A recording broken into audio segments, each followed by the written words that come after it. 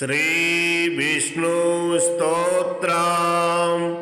किं नु नाम सहस्राणि जपते च पुनः पुनः यानि नामानि दिव्यानि तानि चाचक्ष केशव। श्रीभगवानुवाच मत्स्यं कूर्मं वराहं च वामनं च जनार्दनं गोविन्दं पुण्डरीकाक्षं माधवं मधुसूदनं पद्मनाभं सहस्राक्षं वनमालिं हलायुधं गोवर्धनं हृषीकेशं वैकुण्ठं पुरुषोत्तमं विश्वरूपं वासुदेवं रामं नारायणं हरिं दामोदरं श्रीधरं च वेदांगं गरुडध्वजम् अनन्तं कृष्णगोपालं जपतु नास्ति पातकम् गवां कोटिप्रदानस्य अश्वमेधशतस्य च कन्यादानसहस्राणां फलं प्राप्नोति मानवः। अमायां वा पौर्णमास्याम् एकादश्यां तथैव च संध्याकाले स्मरे नित्यं प्रातः काले तथैव च मध्याह्ने च जपन् नित्यं सर्वपापैः प्रमुच्यते। श्रीशालिग्रामस्तोत्रम् ॐ अस्य श्री शालिग्रामस्तोत्रमन्त्रस्य श्रीभगवान् ऋषिः नारायणो देवता अनुष्टुप् छन्दः श्री शालिग्रामस्तोत्रमन्त्र जपे विनियोगः।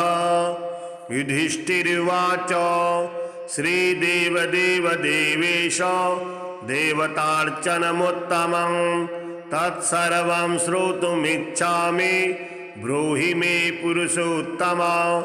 श्रीभगवानुवाच गण्डक्यां चोत्तरे तीरे गिरिराजस्य दक्षिणे 10 योजन विस्तीर्णा महाक्षेत्रवसुन्धरा शालग्रामो भवेत् देवो देवी द्वारावती भवेत् उभयो संगमो यत्र मुक्तिस्तत्र न संशयः शालग्रामशिला यत्र यत्र द्वारावती शिला उभयो संगमो यत्र मुक्तिस्तत्र न संशयः आजन्मकृत पापानां प्रायश्चित्तं य इच्छति शालग्रामशिलावारि पापहारी नमोस्तुते अकाल मृत्युहरणं सर्वव्याधि विनाशनं विष्णोः पादोदकं पीत्वा शिरसा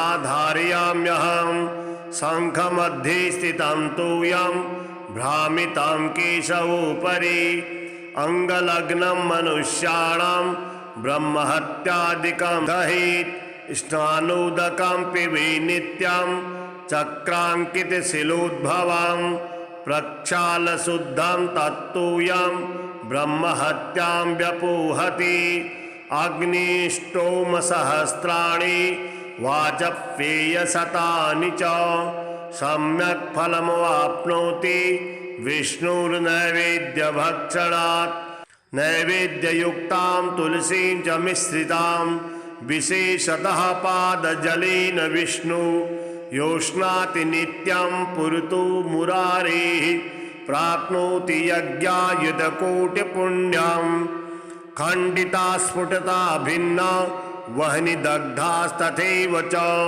शालग्रामशिला यत्र तत्र दोषो न विद्यते न मन्त्रः पूजनं नैव न तीर्थं न च भावना न स्तुतिर्नोपचाराश्च शालग्रामशिलार्चने ब्रह्महत्यादिकं पापं मनोवाक्यसम्भवं शीघ्रं नश्यन्ति तत्सर्वं शालग्रामशिलार्चनात् नानावर्णमयं चैव नानाभोगेन वेष्टितं तदा वरप्रसादेन लक्ष्मीकान्तं वदाम्यहम् नारायणोद्भवो देवश्चक्रमध्ये च कर्मणा तथा वरप्रसादेन लक्ष्मीकान्तां वदाम्यहम्।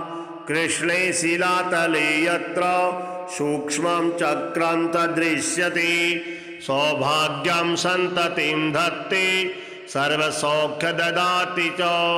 वासुदेवस्य चिह्नानि दृष्ट्वा पापै प्रमुच्यते श्रीधरः सुकरे वामे हरिर्वर्णस्तु दृश्यते। वाराहरूपिणं देवं कूर्माङ्गैरभिचिह्नितं गोपदं तत्र दृश्येत वाराहं वामनं तथा। पीतवर्णं तु देवानां रक्तवर्णं भयावहं नारसिंहो भवेद्देवो मोक्षदं च प्रकीर्तितं। शङ्खचक्रगदा कूर्मा शङ्खो यत्र प्रदिश्यते शङ्खवर्णस्य देवानां वामे देवस्य लक्षणं। दामोदरो तथा स्थूलं मध्ये चक्रं प्रतिष्ठितं पूर्णद्वारेण संकीर्ण पीतरेखा च दृश्यते। छत्राकारे भवेद्राज्यं वर्तुलं च महाश्रियः चिविटे च महादुःखं शूलाग्रे तुरणं ध्रुवं। ललाटे शेषभोगस्तु शिरोपरि सुकाञ्चनं चक्रकाञ्चनवर्णानां वामदेवस्य लक्षणं। वामपार्श्वे च वै चक्रे कृष्णवर्णस्तु पिङ्गलं। लक्ष्मी नृसिंहदेवानां पृथक् वर्णस्सु दृश्यते लम्बोष्ठे च दरिद्रं स्यात् पिङ्गले हानिरेव च। लग्नचक्रे भवेद्याधिर्विदारे मरणं ध्रुवं पादोदकं च निर्माल्यं मस्तके धारे सदा। विष्णोर्दष्टं भक्षितभ्यं तुलसीदलमिश्रितं कल्पकोटिसहस्राणि वैकुण्ठे वसते सदा। सालग्रामशिलाबिन्दुर्हत्याकोटिविनाशनः तस्मात् सम्पूजयेत् ध्यात्वा पूजितं चापि सर्वदा। सालग्रामशिलास्तोत्रं यः पठेच्च द्विजोत्तमा स गच्छेत् परमं स्थानं यत्र लोकेश्वरो हरिः। सर्वपापविनिर्मुक्तो विष्णुलोकं स गच्छति। दशावतारो देवानां पृथक् वर्णस्सु दृश्यते।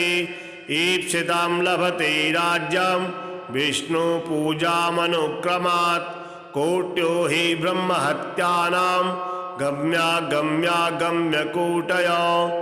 गम्यागम्यकूटयः ताः सर्वा नाशमायान्ति विष्णुर्नैवेद्यभक्षणात्।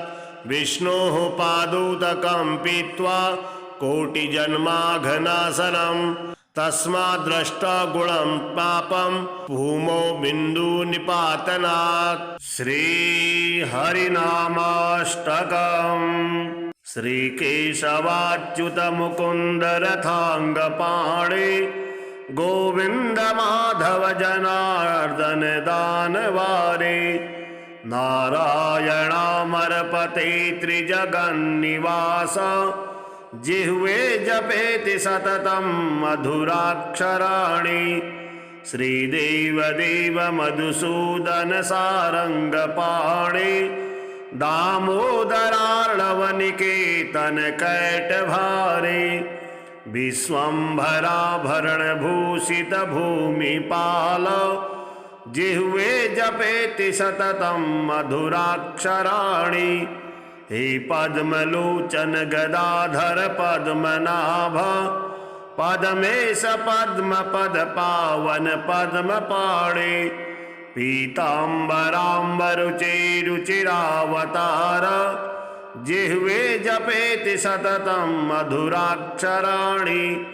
श्रीकान्तकौस्तुभधरार्तिहराब्जपाणे विष्णो त्रिविक्रम महीधर धर्मसेतु। वैकुण्ठवास वसुधाधिप वासुदेव जिह्वे जपेति सततं मधुराक्षराणि।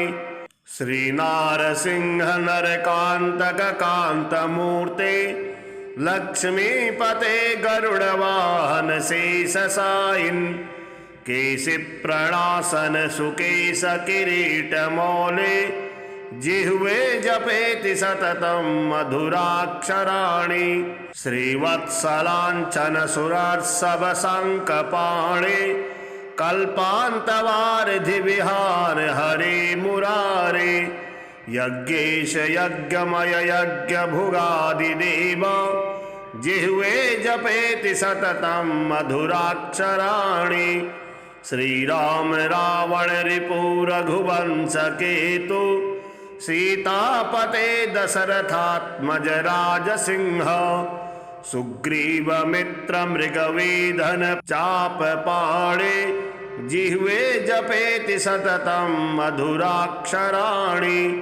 श्रीकृष्ण वृष्णवर यादव राधिकेश गोवर्धनो धरण कंस विनाश सौरे गोपाल वेणुधर पाण्डुसुतैक बंधु जिह्वे जपेति सततं मधुराक्षराणि।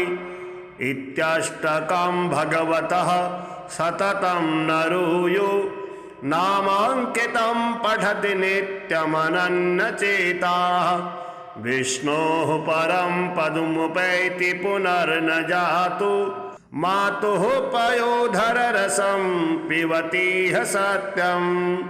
श्रीलक्ष्मी नारायण स्तोत्रम्। श्रीनिवास जगन्नाथ श्रीहरि भक्तवत्सल लक्ष्मीपते नमस्तुभ्यं त्राहि मां भवसागरात्। राधारमण गोविंद भक्तकामप्रपूरक नारायण नमस्तुभ्यं त्राहि मां भवसागरात्। दामोदर महोदार सर्वापत्तिनिवारण ऋषिकेश नमस्तुभ्यं त्राहि मां भवसागरात्। गरुडध्वज वैकुण्ठ निवासिन् केशवाच्युत जनार्दन नमस्तुभ्यं त्राहि मां भवसागरात्। शंख चक्र गदा पद्म धर श्रीवत्सलाञ्छना मेघश्याम नमस्तुभ्यं त्राहि मां भवसागरात्।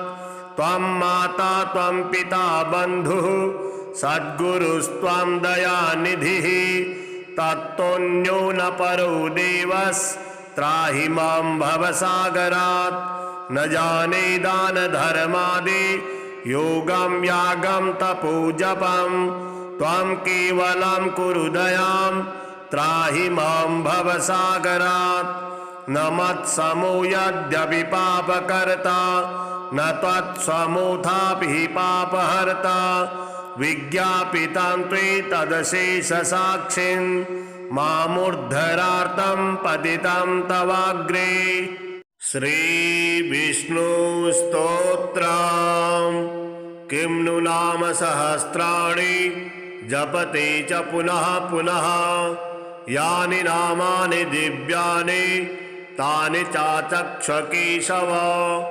श्रीभगवानुवाच मत्स्यं कूर्मं वराहं च वामनं च जनार्दनं गोविन्दं पुण्डरीकाक्षं माधवं मधुसूदनं पद्मनाभं सहस्राक्षं वनमालिं हलायुधं गोवर्धनं हृषीकेशं वैकुण्ठं पुरुषोत्तमं विश्वरूपं वासुदेवं रामं नारायणं हरिं दामोदरं श्रीधरं च वेदांगं गरुडध्वजम् अनन्तं कृष्णगोपालं जपतु नास्ति पातकम् गवां कोटिप्रदानस्य अश्वमेधशतस्य च कन्यादानसहस्राणां फलं प्राप्नोति मानवः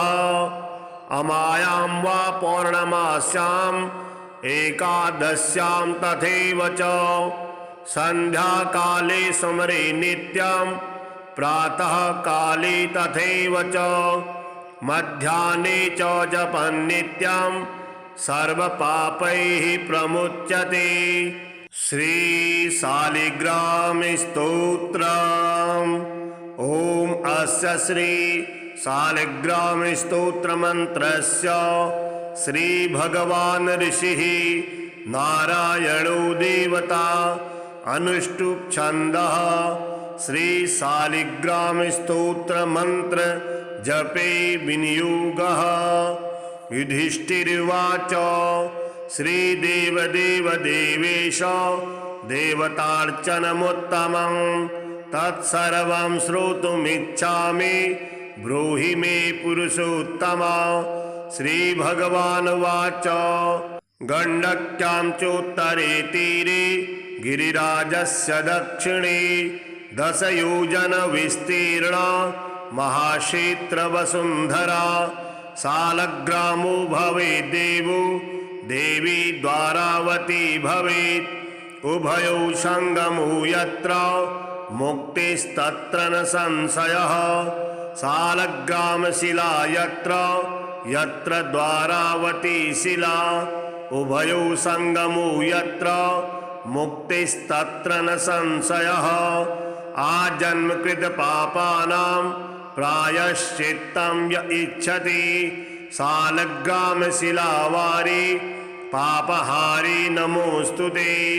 अकाल मृत्युहरणं सर्वव्याधि विनाशनं विष्णोः पादोदकं पीत्वा शिरसा धारयाम्यहं।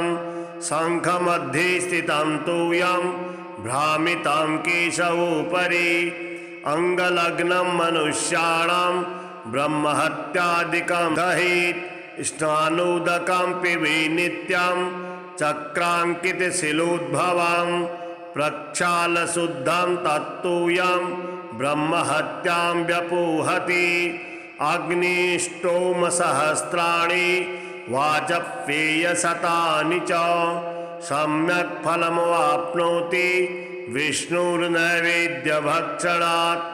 नैवेद्ययुक्तां तुलसीं च मिश्रितां विशेषतः पादजलेन विष्णु योष्णाति नित्यं पुरतु मुरारेः प्राप्नोति यज्ञायुधकोटिपुण्यं। खण्डिता स्फुटता भिन्ना वह्नि दग्धास्तथैव च शालग्रामशिला यत्र तत्र दोषो न विद्यते। न मन्त्रः पूजनं नैव न तीर्थं न च भावना न स्तुतिर्नोपचाराश्च शालग्रामशिलार्चने ब्रह्महत्यादिकं पापं मनोवाक्यसम्भवं शीघ्रं नश्यन्ति तत्सर्वं शालग्रामशिलार्चनात्। नानावर्णमयं चैव नानाभोगेन वेष्टितं तदा वरप्रसादेन लक्ष्मीकान्तं वदाम्यहं। नारायणोद्भवो देवश्चक्रमध्ये च कर्मणा तथा वरप्रसादेन लक्ष्मीकान्तं वदाम्यहं। कृष्णे शिलातले यत्र सूक्ष्मं चक्रं तदृश्यते सौभाग्यं सन्ततिं धत्ते सर्वसौख्य ददाति च। वासुदेवस्य चिह्नानि दृष्ट्वा पापै प्रमुच्यते। श्रीधरः सुकरे वामे हरिर्वर्णस्तु दृश्यते। वाराहरूपिणं देवं कूर्माङ्गैरभिचिह्नितं गोपदं तत्र दृश्येत वाराहं वामनं तथा। पीतवर्णं तु देवानां रक्तवर्णं भयावहं। नारसिंहो भवेद्देवो मोक्षदं च प्रकीर्तितं। शङ्खचक्रगदा कूर्म शङ्खो यत्र प्रदृश्यते। शङ्खवर्णस्य देवानां वामे देवस्य लक्षणं। दामोदरो तथा स्थूलं मध्ये चक्रं प्रतिष्ठितं। पूर्णद्वारेण संकीर्णा पीतरेखा च दृश्यते। छत्राकारे भवेद्राज्यं वर्तुलं च महाश्रियः चिविटे च महादुःखं शूलाग्रे तुरलं ध्रुवं ललाटे शेषभोगस्तु शिरोपरि सुकाञ्चनं चक्रकाञ्चनवर्णानां वामदेवस्य लक्षणं वामपार्श्वे च वै चक्रे कृष्णवर्णस्तु पिङ्गलं लक्ष्मी नृसिंहदेवानां पृथक् वर्णस्सु दृश्यते लम्बोष्ठे च दरिद्रं स्यात् पिङ्गले हानिरेव च लग्नचक्रे भवेद्याधिर्विदारे मरणं ध्रुवं पादोदकं च निर्माल्यं मस्तके धारे सदा विष्णुर्दष्टं भक्षितभ्यं तुलसीदलमिश्रितं कल्पकोटिसहस्राणि वैकुण्ठे वसते सदा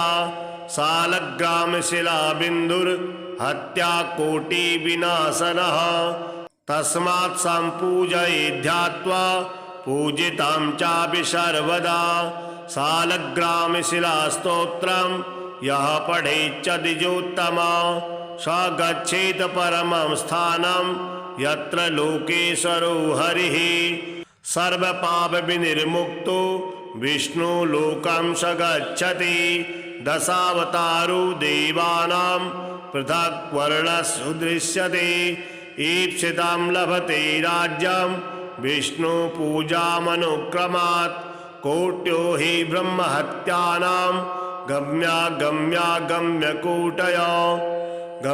गम्यागम्यकूटयः ताः सर्वा नाशमायान्ति विष्णुर्नैवेद्यभक्षणात् विष्णोः पादोदकं पीत्वा कोटिजन्माघनाशनं तस्माद्द्रष्टा गुणं पापं भूमौ बिन्दुनिपातनात्। श्रीहरिनामाष्टकम्। श्रीकेशवाच्युत मुकुन्द रथाङ्गपाणे गोविन्द माधव जनार्दन दानवारे नारायणामरपते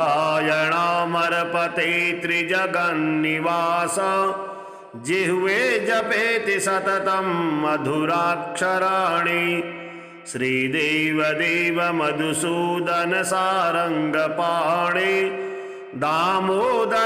दामोदरार्णवनिकेतन कैटभारे विश्वम्भराभरणभूषित भूमिपाल जिह्वे जपेति सततं मधुराक्षराणि हे पद्मलोचन गदाधर पद्मनाभ पद्मेश पद्मपद पावन पद्मपाणे पीताम्बराम्बरुचिरुचिरावतार जिह्वे जपेति सततं मधुराक्षराणि श्रीकान्तकौस्तुभधरार्तिहराब्जपाणे विष्णो त्रिविक्रम महीधर धर्मसेतु वैकुण्ठवास वसुधाधिप वासुदेव जिह्वे जपेति सततं मधुराक्षराणि श्रीनारसिंह नरकान्तक कान्तमूर्ते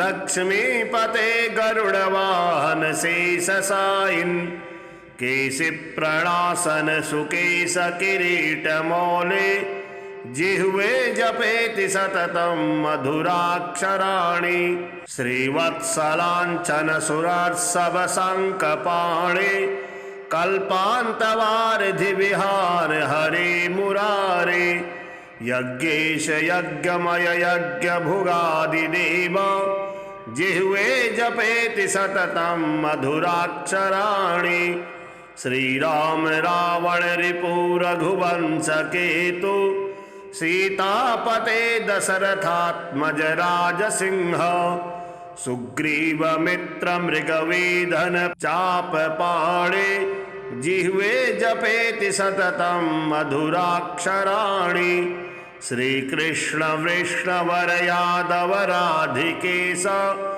गोवर्धनो धरण कंस विनाश सौरे गोपाल वेणुधर पाण्डुसुतैक बंधु जिह्वे जपेति सततं मधुराक्षराणि इत्यष्टकं भगवतः सततं नरूयो नामाङ्कितं पठति नित्यमनन्यचेताः विष्णोः परं पदमुपैति पुनर्न जातु मातुः पयोधररसं पिबतीह सत्यम्। श्रीलक्ष्मीनारायण स्तोत्रम्। श्रीनिवास जगन्नाथ श्रीहरिभक्तवत्सल लक्ष्मीपते नमस्तुभ्यं त्राहि मां भवसागरात्। राधारमण गोविन्द भक्तकामप्रपूरक नारायण नमस्तुभ्यं त्राहि मां भवसागरात्। दामोदर महोदार सर्वापत्तिनिवारण ऋषिकेश नमस्तुभ्यं त्राहि मां भवसागरात्। गरुडध्वज वैकुण्ठ निवासिन् केशवाच्युत जनार्दन नमस्तुभ्यं त्राहि मां भवसागरात्। शंख चक्र गदा पद्म धर श्रीवत्सलाञ्छना मेघश्याम नमस्तुभ्यं त्राहि मां भवसागरात्।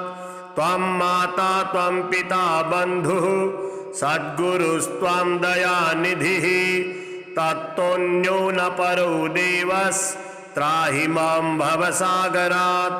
न जाने दान धर्मादि योगं यागं तपो जपं त्वं केवलं कुरु दयां त्राहि मां भवसागरात्। न मत्समो यद्यपि पापकर्ता न त्वत्समोऽथापि पापहर्ता विज्ञापितं त्वेतदशेषसाक्षिन् मामुद्धरार्तं पतितं तवाग्रे। श्रीविष्णुस्तोत्रम्। किं नु नाम सहस्राणि जपते च पुनः पुनः यानि नामानि दिव्यानि तानि चाचक्ष केशव। श्रीभगवानुवाच मत्स्यं कूर्मं वराहं च वामनं च जनार्दनं गोविन्दं पुण्डरीकाक्षं माधवं मधुसूदनं पद्मनाभं सहस्राक्षं वनमालिं हलायुधं गोवर्धनं हृषीकेशं वैकुण्ठं पुरुषोत्तमं विश्वरूपं वासुदेवं रामं नारायणं हरिं दामोदरं श्रीधरं च वेदांगं गरुडध्वजम् अनन्तं कृष्णगोपालं जपतु नास्ति पातकम्।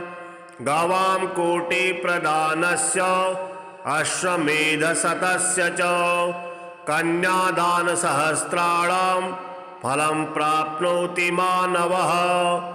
अमायां वा पौर्णमास्याम् एकादश्यां तथैव च सन्ध्याकाले स्मरे नित्यं प्रातः काले तथैव च मध्याह्ने च जपन् नित्यं सर्वपापैः प्रमुच्यते।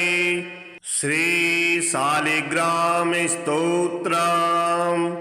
ॐ अस्य श्री शालिग्रामस्तोत्रमन्त्रस्य श्रीभगवान् ऋषिः नारायणो देवता अनुष्टुप् छन्दः श्री शालिग्रामस्तोत्रमन्त्र जपे विनियोगः।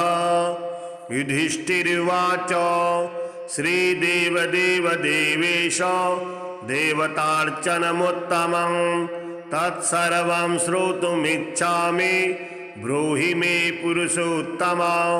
श्रीभगवानुवाच गण्डक्यां चोत्तरे तीरे गिरिराजस्य दक्षिणे 10 योजन विस्तीर्णा महाक्षेत्रवसुन्धरा शालग्रामो भवेद्देवो देवी द्वारावती भवेत् उभयो संगमो यत्र मुक्तिस्तत्र न संशयः सालग्रामशिला यत्र यत्र द्वारावती शिला उभयो संगमो यत्र मुक्तिस्तत्र न संशयः आजन्मकृत पापानां प्रायश्चित्तं य इच्छति सालग्रामशिलावारी पापहारी नमोस्तुते अकाल मृत्युहरणं सर्वव्याधि विनाशनं विष्णोः पादोदकं पीत्वा शिरसा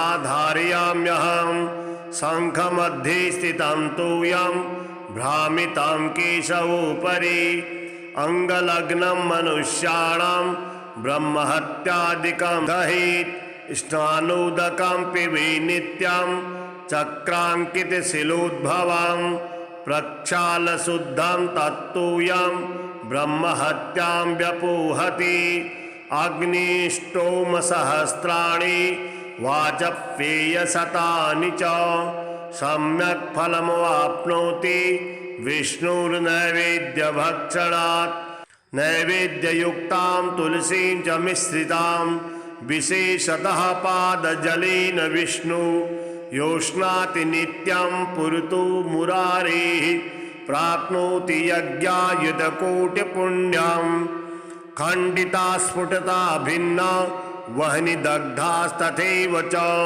सालग्रामशिला यत्र तत्र दोषो न विद्यते न मन्त्रः पूजनं नैव न तीर्थं न च भावना न स्तुतिर्नोपचाराश्च सालग्रामशिलार्चने ब्रह्महत्यादिकं पापं मनोवाक्यसम्भवं शीघ्रं नश्यन्ति तत्सर्वं सालग्रामशिलार्चनात् नानावर्णमयं चैव नानाभोगेन वेष्टितं तदा वरप्रसादेन लक्ष्मीकान्तं वदाम्यहं नारायणोद्भवो देवश्चक्रमध्ये च कर्मणा तथा वरप्रसादेन लक्ष्मीकान्तं वदाम्यहं कृष्णे शिलातले यत्र सूक्ष्मं चक्रं तदृश्यते सौभाग्यं सन्ततिं धत्ते सर्वसौख्य ददाति च वासुदेवस्य चिह्नानि दृष्ट्वा पापै प्रमुच्यते श्रीधरः सुकरे वामे हरिर्वर्णस्तु दृश्यते वाराहरूपिणं देवं कूर्माङ्गैरभिचिह्नितं गोपदं तत्र दृश्येत वाराहं वामनं तथा पीतवर्णं तु देवानां रक्तवर्णं भयावहं नारसिंहो भवेद्देवो मोक्षदं च प्रकीर्तितं शङ्खचक्रगदा कूर्म शङ्खो यत्र प्रदिश्यते शङ्खवर्णस्य देवानां वामे देवस्य लक्षणं दामोदरो तथा स्थूलं मध्ये चक्रं प्रतिष्ठितं पूर्णद्वारेण संकीर्ण पीतरेखा च दृश्यते छत्राकारे भवेद्राज्यं वर्तुलं च महाश्रियः चिविटे च महादुःखं शूलाग्रे तुरलं ध्रुवं ललाटे शेषभोगस्तु शिरोपरि सुकाञ्चनं चक्रकाञ्चनवर्णानां वामदेवस्य लक्षणं वामपार्श्वे च वै चक्रे कृष्णवर्णस्तु पिङ्गलं लक्ष्मी नृसिंहदेवानां पृथक् वर्णस्सु दृश्यते लम्बोष्ठे च दरिद्रं स्यात् पिङ्गले हानिरेव च लग्नचक्रे भवेद्याधिर्विदारे मरणं ध्रुवं पादोदकं च निर्माल्यं मस्तके धारे सदा विष्णुर्दष्टं भक्षितभ्यं तुलसीदलमिश्रितं कल्पकोटिसहस्राणि वैकुण्ठे वसते सदा सालग्रामशिलाबिन्दुर्हत्याकोटिविनाशनः तस्मात् सम्पूजयेत् ध्यात्वा पूजितं चापि सर्वदा सालग्रामशिलास्तोत्रं यः पठेच्च द्विजोत्तमा स गच्छेत् परमं स्थानं यत्र लोकेश्वरो हरिः सर्वपापविनिर्मुक्तो विष्णुलोकं स गच्छति दशावतारो देवानां पृथक् वर्णस्य दृश्यते ईप्सितं लभते राज्यं विष्णुपूजामनुक्रमात् कोट्यो हि ब्रह्महत्यानां गम्यागम्यकूटयः ताः सर्वा नाशमायान्ति विष्णुर्नैवेद्यभक्षणात् विष्णोः पादोदकं पीत्वा कोटिजन्माघनाशनं तस्मात् द्रष्टगुणं पापं भूमौ बिन्दुनिपातनात्। श्रीहरिनामाष्टकम्। श्रीकेशवाच्युत मुकुन्द रथाङ्गपाणे गोविन्द माधव जनार्दन दानवारे नारायणामरपते त्रिजगन्निवास जिह्वे जपेति सततं मधुराक्षराणि श्रीदेव देव मधुसूदन सारंगपाणे दामोदरार्णवनिकेतन कैटभारे विश्वम्भराभरणभूषित भूमिपाल जिह्वे जपेति सततं मधुराक्षराणि हे पद्मलोचन गदाधर पद्मनाभ पद्मेश पद्मपद पावन पद्मपाणे पीताम्बराम्बरुचिरुचिरावतार जिह्वे जपेति सततं मधुराक्षराणि श्रीकान्तकौस्तुभधरार्तिहराब्जपाणे विष्णो त्रिविक्रम महीधर धर्मसेतु वैकुण्ठवास वसुधाधिप वासुदेव जिह्वे जपेति सततं मधुराक्षराणि श्रीनारसिंह नरकान्तक कान्तमूर्ते लक्ष्मीपते गरुडवाहन शेषशायिन् केशिप्रणासन सुकेश किरीटमौले जिह्वे जपेति सततं मधुराक्षराणि श्रीवत्सलाञ्छन सुरार्षभ शङ्खपाणे कल्पान्तवारिधि विहार हरे मुरारे यज्ञेश यज्ञमय यज्ञभुगादिदेव जिह्वे जपेति सततं मधुराक्षराणि श्रीराम रावण रिपु रघुवंश केतु सीतापते दशरथात्मज राजसिंह सुग्रीव मित्र मृगवेधन चापपाणे जिह्वे जपेति सततं मधुराक्षराणि श्रीकृष्ण वृष्णवर यादव राधिकेश गोवर्धनो धरण कंस विनाश सौरे गोपाल वेणुधर पाण्डुसुतैक बन्धु जिह्वे जपेति सततं मधुराक्षराणि इत्यष्टकं भगवतः सततं नरूयो नामाङ्कितं पठति नित्यमनन्यचेताः विष्णोः परं पदमुपैति पुनर्न जातु मातुः पयोधर रसं पिबतीह सत्यम्। श्रीलक्ष्मी नारायण स्तोत्रम्।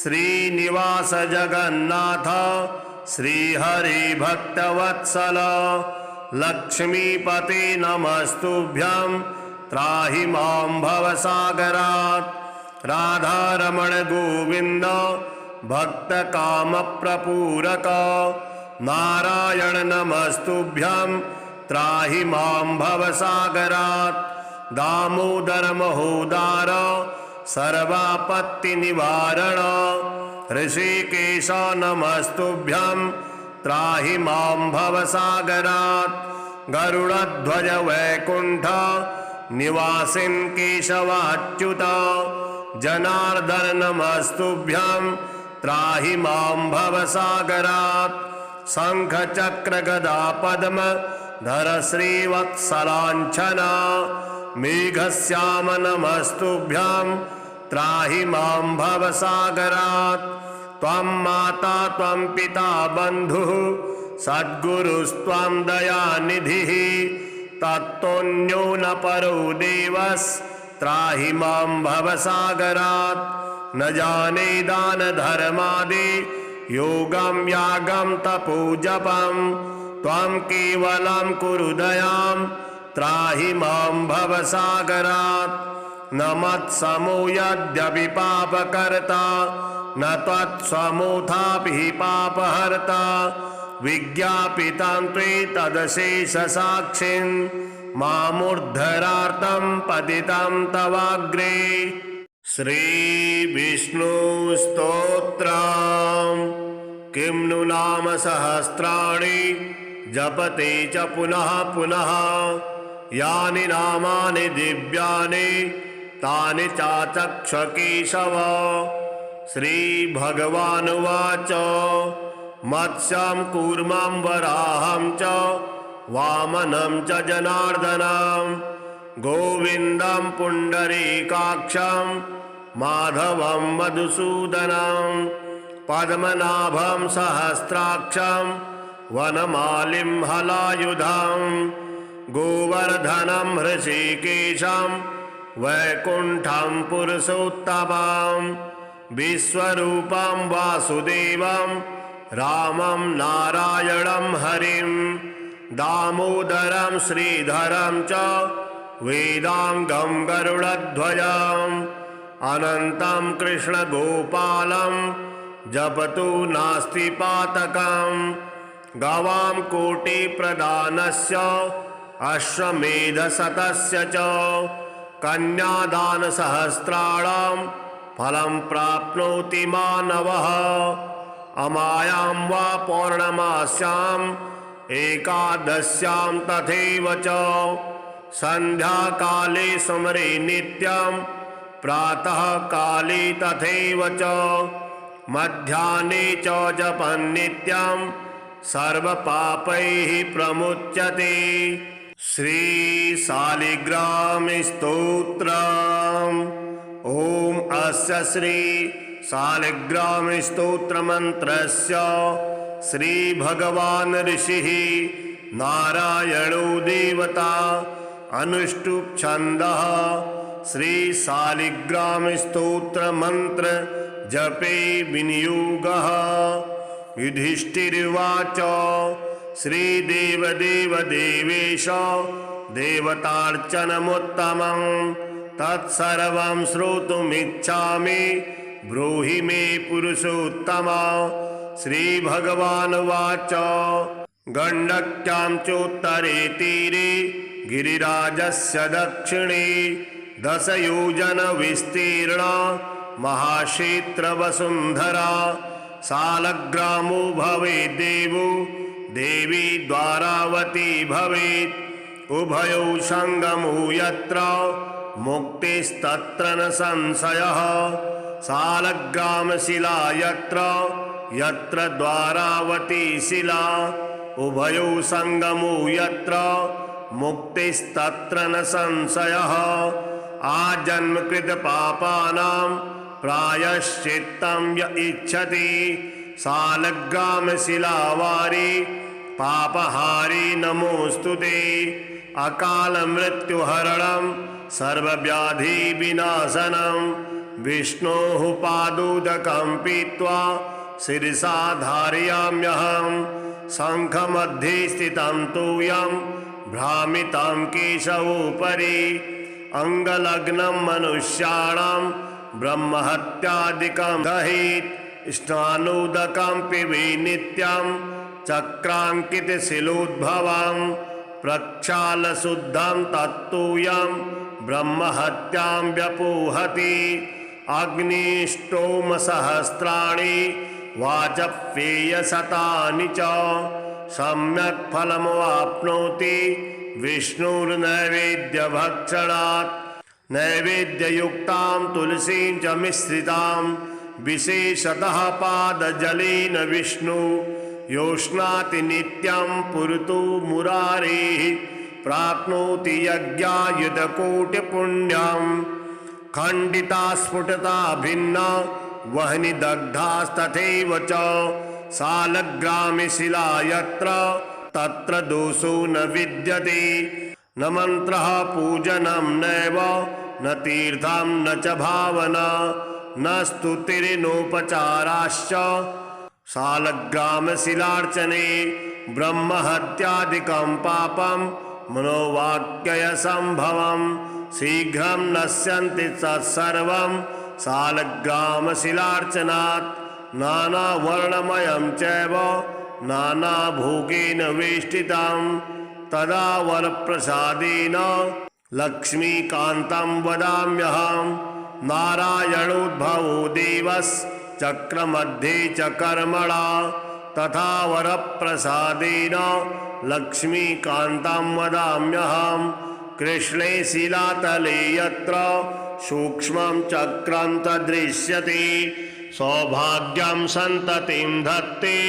सर्वसौख्य ददाति च वासुदेवस्य चिह्नानि दृष्ट्वा पापै प्रमुच्यते श्रीधरः सुकरे वामे हरिर्वर्णस्तु दृश्यते वाराहरूपिणं देवं कूर्माङ्गैरभिचिह्नितं गोपदं तत्र दृश्येत वाराहं वामनं तथा पीतवर्णं तु देवानां रक्तवर्णं भयावहं नारसिंहो भवेद्देवो मोक्षदं च प्रकीर्तितं शङ्खचक्रगदा कूर्म शङ्खो यत्र प्रदिश्यते शङ्खवर्णस्य देवानां वामे देवस्य लक्षणं दामोदरो तथा स्थूलं मध्ये चक्रं प्रतिष्ठितं पूर्णद्वारेण संकीर्ण पीतरेखा च दृश्यते छत्राकारे भवेद्राज्यं वर्तुलं च महाश्रियः चिविटे च महादुःखं शूलाग्रे तुरणं ध्रुवं ललाटे शेषभोगस्तु शिरोपरि सुकाञ्चनं चक्रकाञ्चनवर्णानां वामदेवस्य लक्षणं वामपार्श्वे च वै चक्रे कृष्णवर्णस्तु पिङ्गलं लक्ष्मी नृसिंहदेवानां पृथक् वर्णस्सु दृश्यते लम्बोष्ठे च दरिद्रं स्यात् पिङ्गले हानिरेव च लग्नचक्रे भवेद्याधिर्विदारे मरणं ध्रुवं पादोदकं च निर्माल्यं मस्तके धारे सदा विष्णुर्दष्टं भक्षितभ्यं तुलसीदलमिश्रितं कल्पकोटिसहस्राणि वैकुण्ठे वसते सदा सालग्रामशिलाबिन्दुर्हत्याकोटिविनाशनः तस्मात् सम्पूजयेद्ध्यात्वा पूजितं चापि सर्वदा सालग्रामशिलास्तोत्रं यः पठेच्च द्विजोत्तमा स गच्छेत परमं स्थानं यत्र लोकेश्वरो हरिः सर्वपापविनिर्मुक्तो विष्णुलोकं स गच्छति दशावतारो देवानां पृथक् वर्णस्सु दृश्यते ईप्सितं लभते राज्यं विष्णुपूजामनुक्रमात् कोट्यो हि ब्रह्महत्यानां गम्यागम्यकूटयः ताः सर्वा नाशमायान्ति विष्णुर्नैवेद्यभक्षणात् विष्णोः पादोदकं पीत्वा कोटिजन्माघनाशनं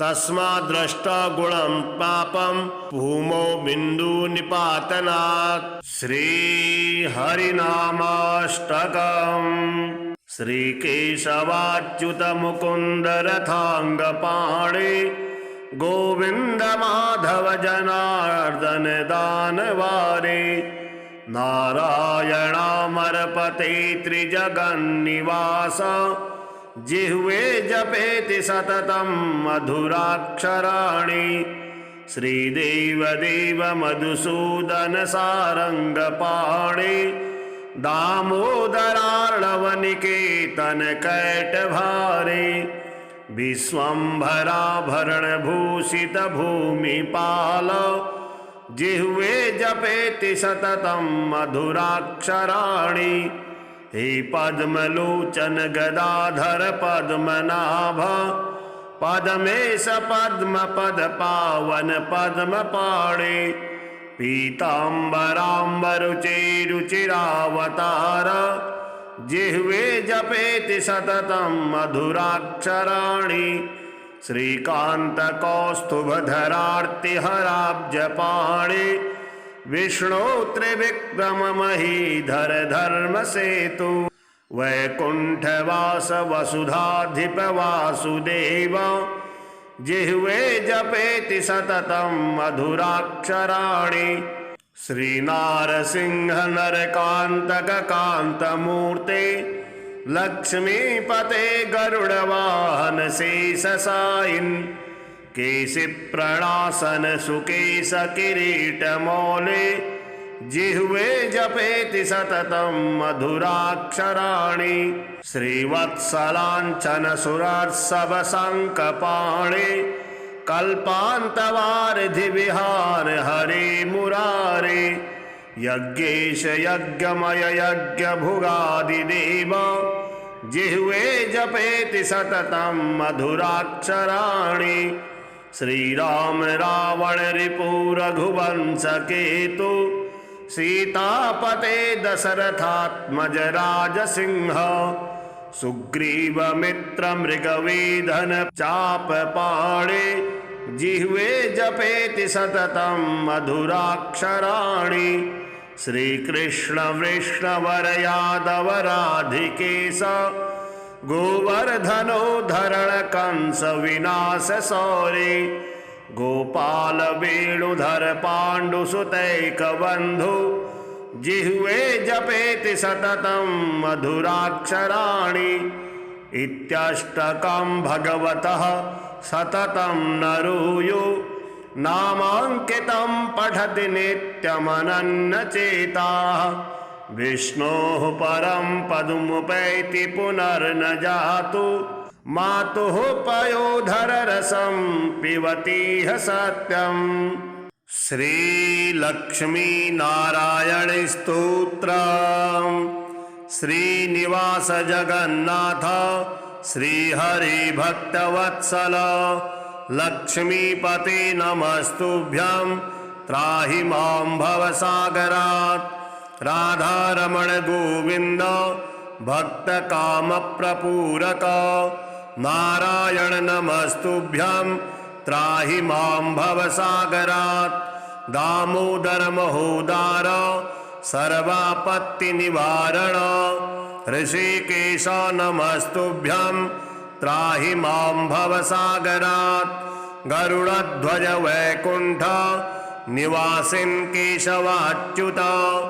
जनार्दन नमस्तुभ्यं त्राहि मां भवसागरात् शंख चक्र गदा पद्म धर श्रीवत्सलाञ्छना मेघश्याम नमस्तुभ्यं त्राहि मां भवसागरात् त्वं माता त्वं पिता बन्धुः सद्गुरुस्त्वं दयानिधिः तत्तोऽन्यो न परो देवस्त्राहि मां भवसागरात् न जाने दान धर्मादि योगं यागं तपो जपं त्वं केवलं कुरु दयां त्राहि मां भवसागरात् न मत्समो यद्यपि पापकर्ता न त्वत्समोऽथापि पापहर्ता विज्ञापितं त्वेतदशेषसाक्षिन् मामुद्धरार्तं पतितं तवाग्रे